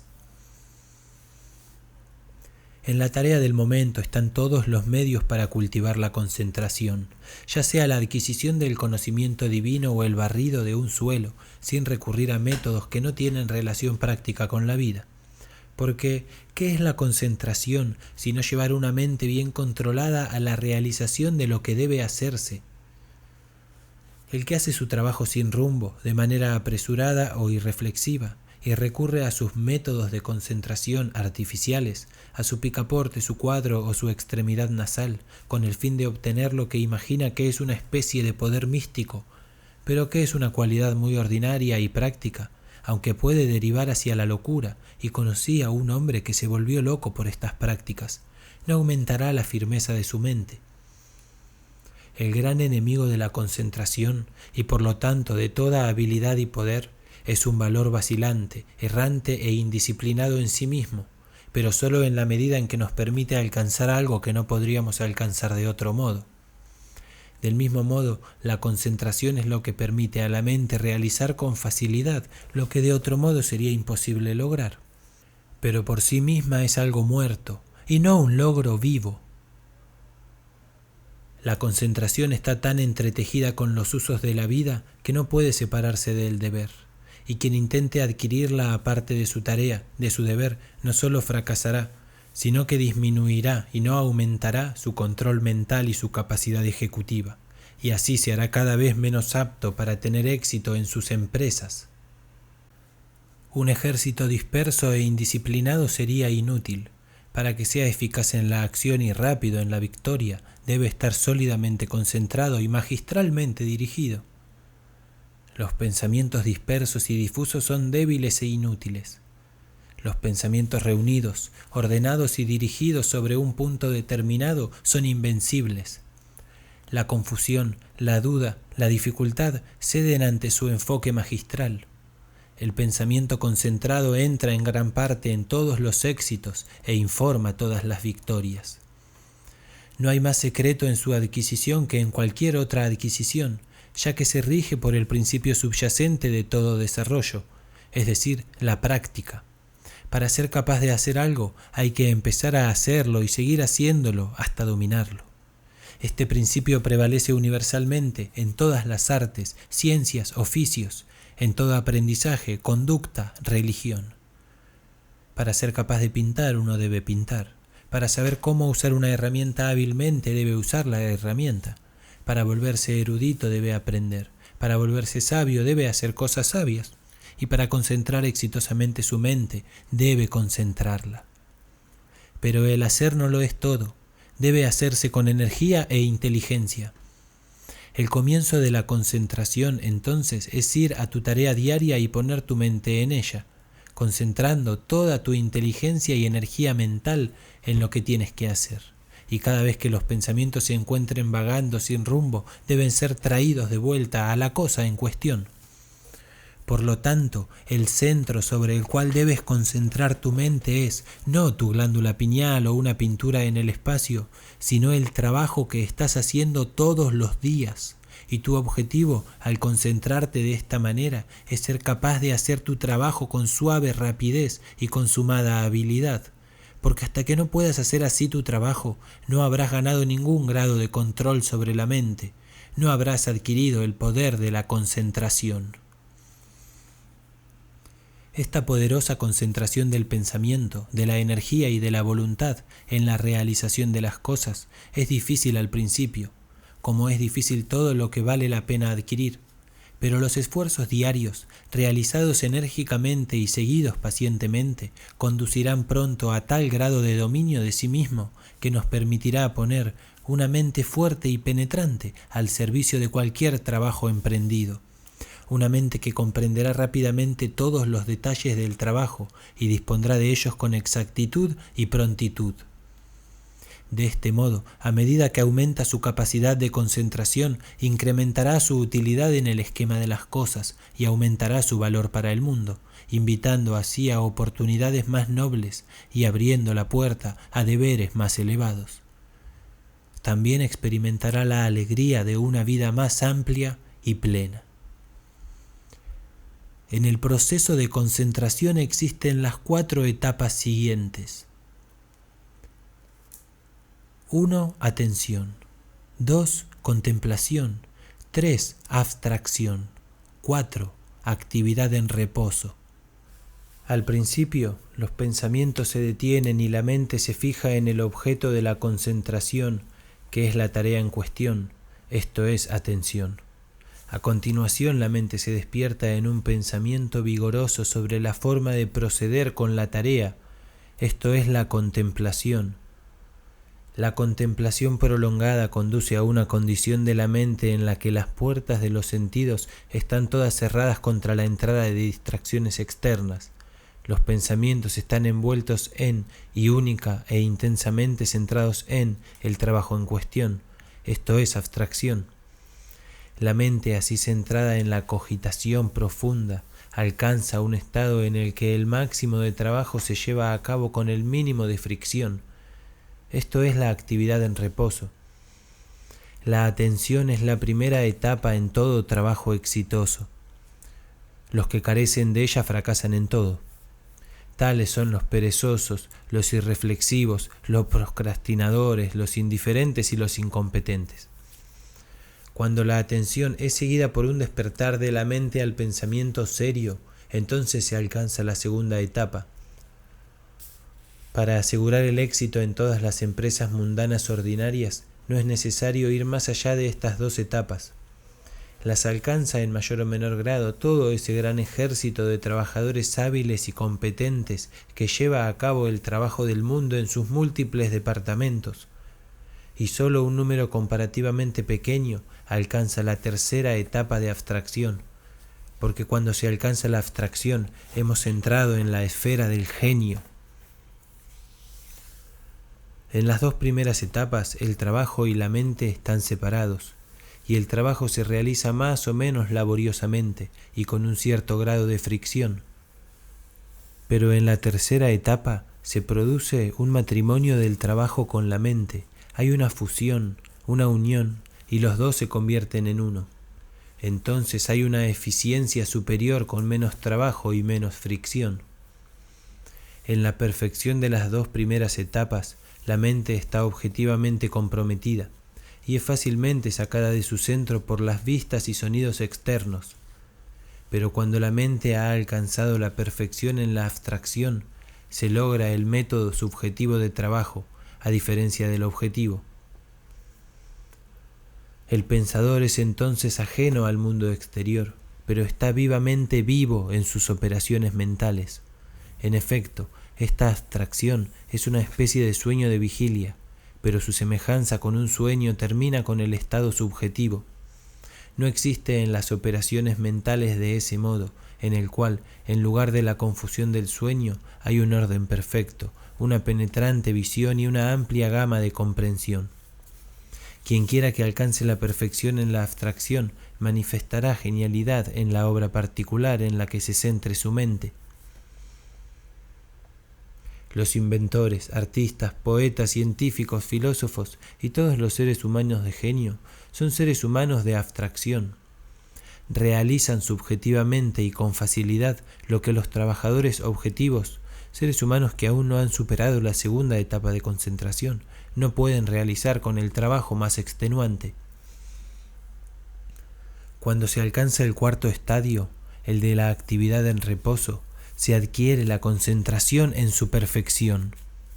No he podido encontrar una sola palabra que exprese cabalmente esta condición dual de intensa actividad combinada con firmeza o reposo, y por lo tanto he empleado el término actividad en reposo.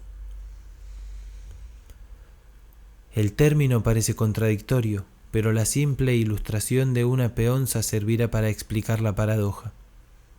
Cuando una peonza gira a la máxima velocidad, la fricción se reduce al mínimo, y la peonza asume esa condición de perfecto reposo, que es una vista tan hermosa para el ojo y tan cautivadora para la mente del escolar, que entonces dice que su peonza está dormida.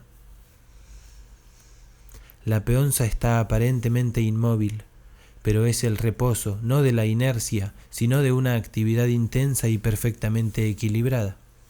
De la misma manera, la mente que ha adquirido una concentración perfecta se encuentra, cuando está ocupada en esa intensa actividad del pensamiento que da como resultado un trabajo productivo del más alto tipo, en un estado de tranquilo aplomo y sereno reposo. Externamente no hay actividad aparente, no hay perturbación, y la cara de un humano que ha adquirido este poder asumirá una calma más o menos radiante, y la cara será más sublimemente tranquila cuando la mente está más intensamente ocupada en el pensamiento activo.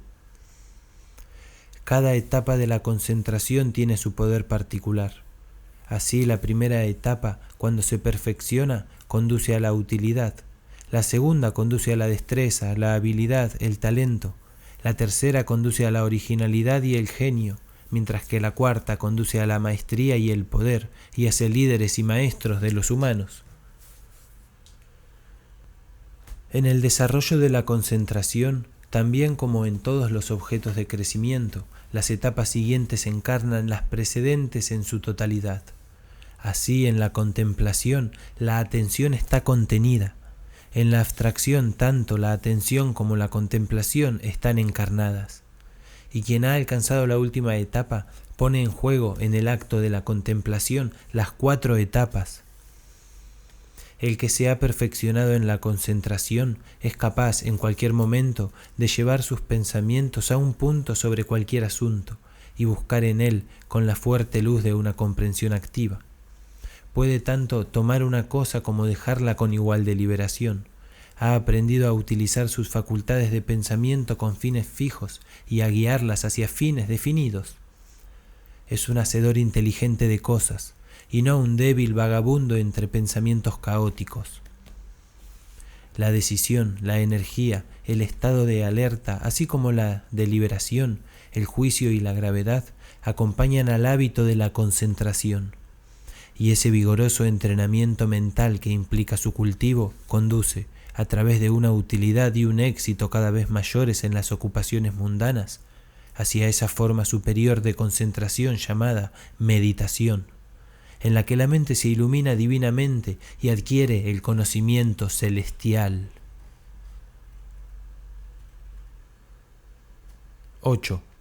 Práctica de la meditación.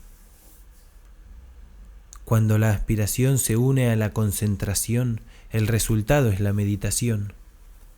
Cuando un ser humano desea intensamente alcanzar y realizar una vida más elevada, más pura y más radiante que la vida meramente mundana y amante del placer, se dedica a la aspiración, y cuando concentra fervientemente sus pensamientos en la búsqueda de esa vida, practica la meditación.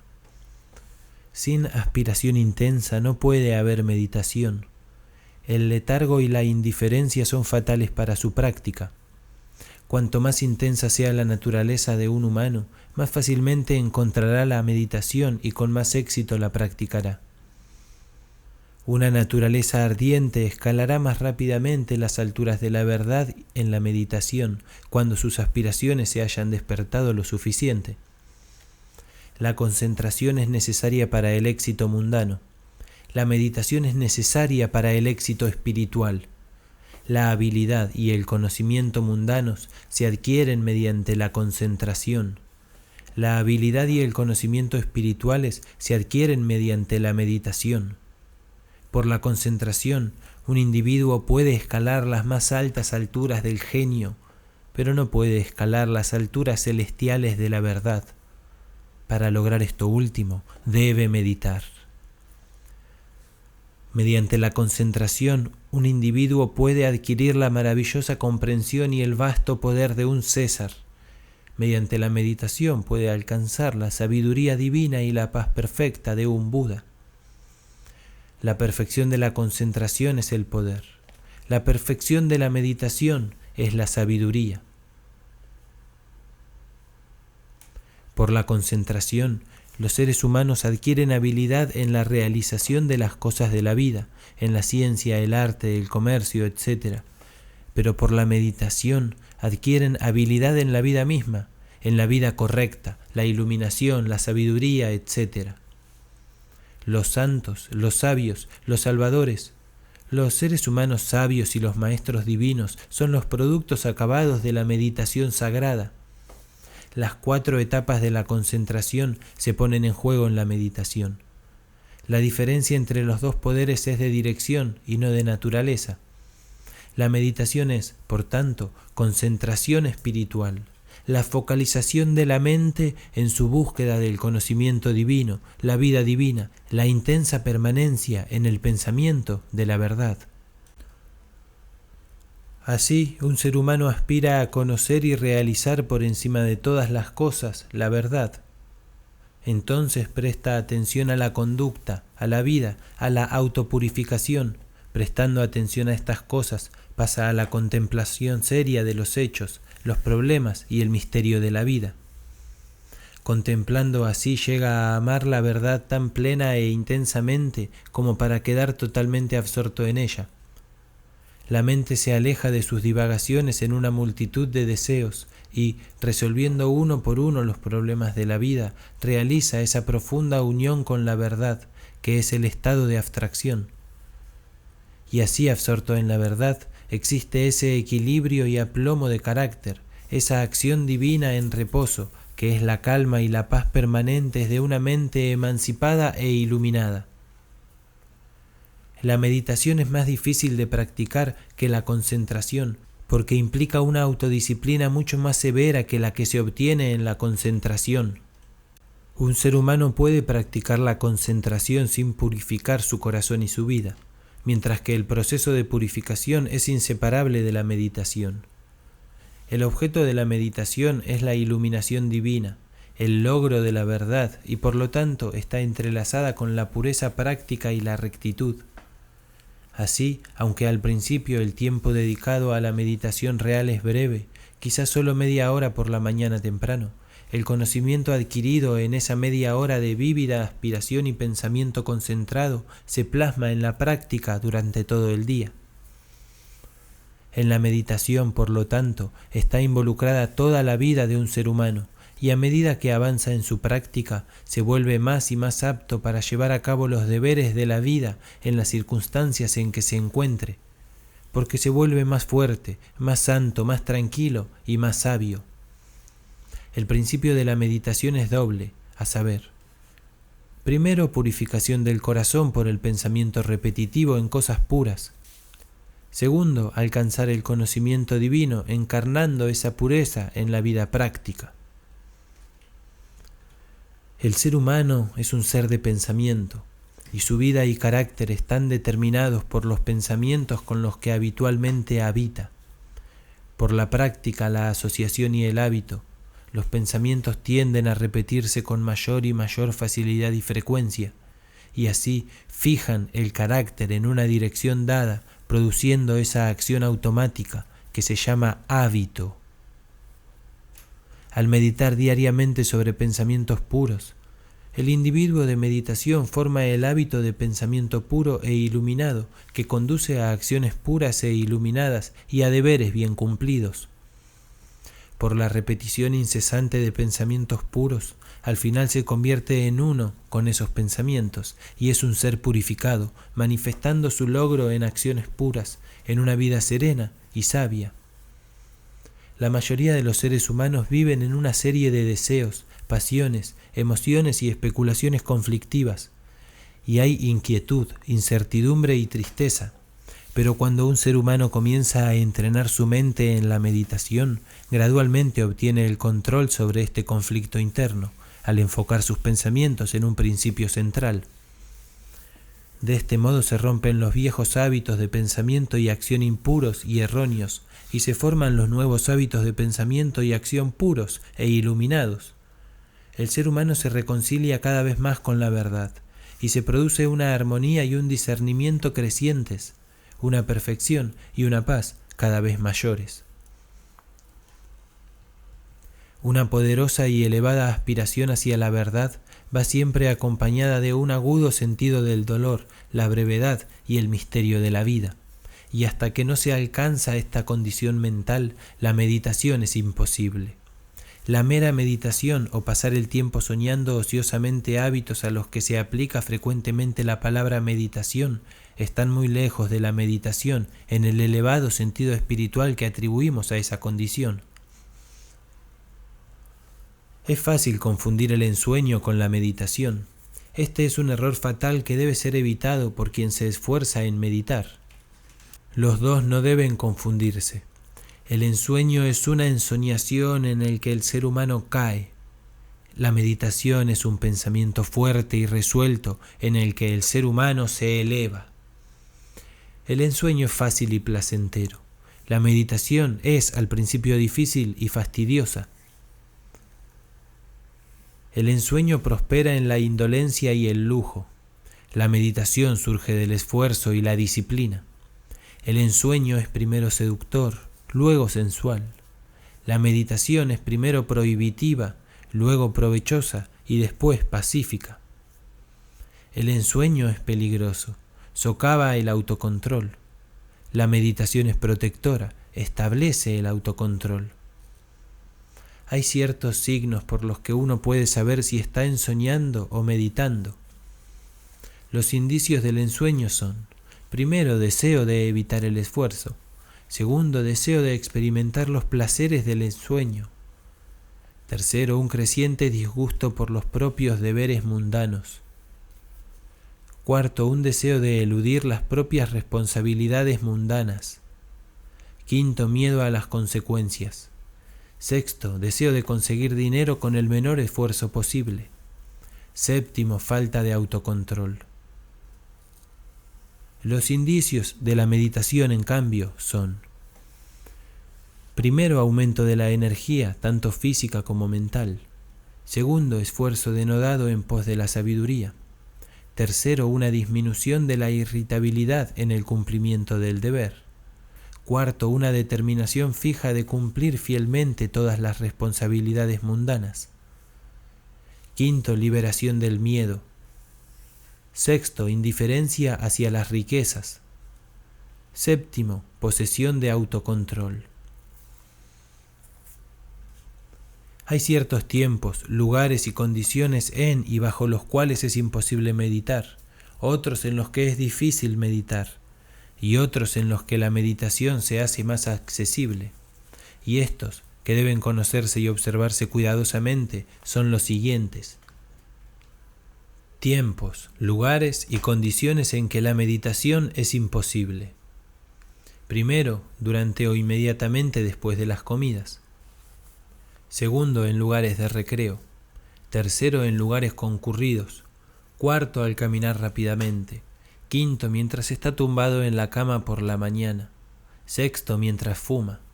Séptimo, mientras está tumbado en el sofá o en la cama para relajarse física o mentalmente.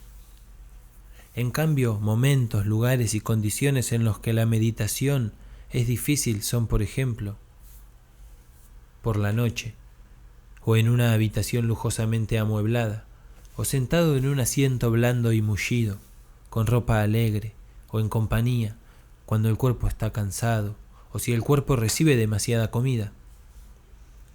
Y los momentos, lugares y condiciones en que es mejor meditar son, por ejemplo, primero, temprano por la mañana. Segundo, inmediatamente antes de la comida. Tercero, en soledad. Cuarto, al aire libre o en una habitación amueblada de forma sencilla. Quinto, mientras se está sentado en un asiento duro. Sexto, cuando el cuerpo está fuerte y vigoroso. Séptimo, cuando el cuerpo está modesto y sencillamente vestido. De las instrucciones anteriores se desprende que la facilidad, el lujo y la indulgencia que inducen al ensueño dificultan la meditación y cuando se pronuncian con fuerza la hacen imposible, mientras que el esfuerzo, la disciplina y la abnegación que disipan el ensueño hacen que la meditación sea comparativamente fácil. El cuerpo, también, no debe estar ni sobrealimentado ni hambriento, ni harapiento ni ostentosamente vestido. No debe estar cansado, ni en su punto más alto de energía y fuerza, ya que mantener la mente concentrada en un tren de pensamientos sutiles y elevados requiere un alto grado de energía, tanto física como mental. A menudo la aspiración puede despertarse mejor y la mente renovarse en la meditación mediante la repetición mental de un precepto elevado, una frase hermosa y un verso de poesía. De hecho, la mente que está preparada para la meditación adoptará instintivamente esta práctica. La mera repetición mecánica carece de valor e incluso es un obstáculo. Las palabras repetidas deben ser tan aplicables a la propia condición que se las medite con amor y con devoción concentrada. De esta manera, la aspiración y la concentración se combinan armoniosamente para producir, sin esfuerzo indebido, el estado de meditación. Todas las condiciones arriba mencionadas son de la mayor importancia en las primeras etapas de la meditación y deben ser cuidadosamente anotadas y debidamente observadas por todos los que se esfuerzan por adquirir la práctica. Y aquellos que siguen fielmente las instrucciones y que se esfuerzan y perseveran no dejarán de recoger a su debido tiempo la cosecha de pureza, sabiduría, bienaventuranza y paz, y seguramente comerán de los dulces frutos de la santa meditación. 9. El poder del propósito. La dispersión es debilidad, la concentración es poder, la destrucción es un proceso de dispersión, la preservación es un proceso de unión. Las cosas son útiles y los pensamientos son poderosos en la medida en que sus partes están fuertes e inteligentemente concentradas. El propósito es un pensamiento altamente concentrado. Todas las energías mentales se dirigen a la consecución de un objeto, y los obstáculos que se interponen entre el pensador y el objeto son, uno tras otro, derribados y superados. El propósito es la piedra angular del templo del logro. Une y mantiene unido en un todo completo lo que de otro modo ya sería disperso e inútil. Los caprichos vacíos, las fantasías efímeras, los deseos vagos y las resoluciones poco entusiastas no tienen cabida en el propósito. En la determinación sostenida de lograr, hay un poder invencible que se traga todas las consideraciones inferiores y marcha directo a la victoria. Todos los seres humanos de éxito son seres humanos de propósito. Se aferran a una idea, a un proyecto, a un plan y no lo abandonan.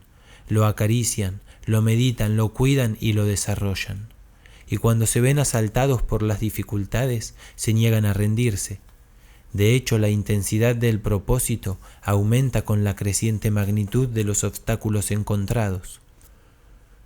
Los individuos que han forjado los destinos de la humanidad han sido individuos poderosos de propósito.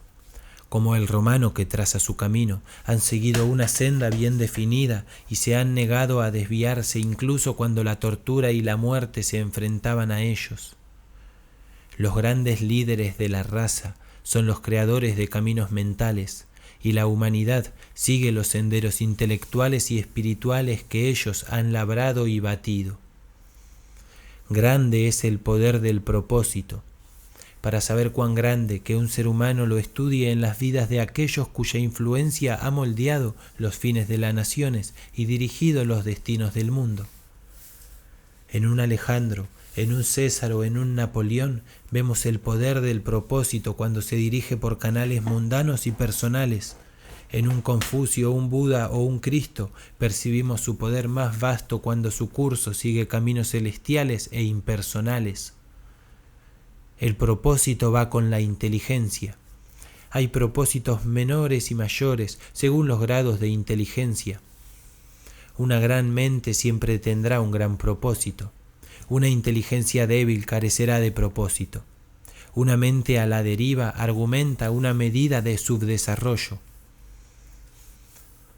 ¿Qué puede resistirse a un propósito inquebrantable?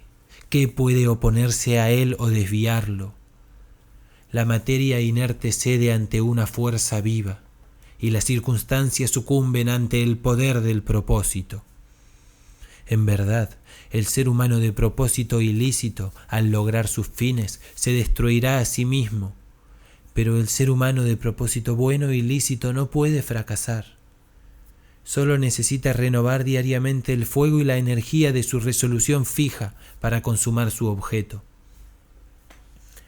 El individuo débil que se aflige porque no se le comprende, no logrará gran cosa.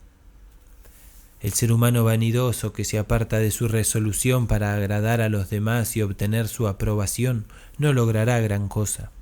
El ser humano de doble ánimo que piensa comprometer su propósito, fracasará.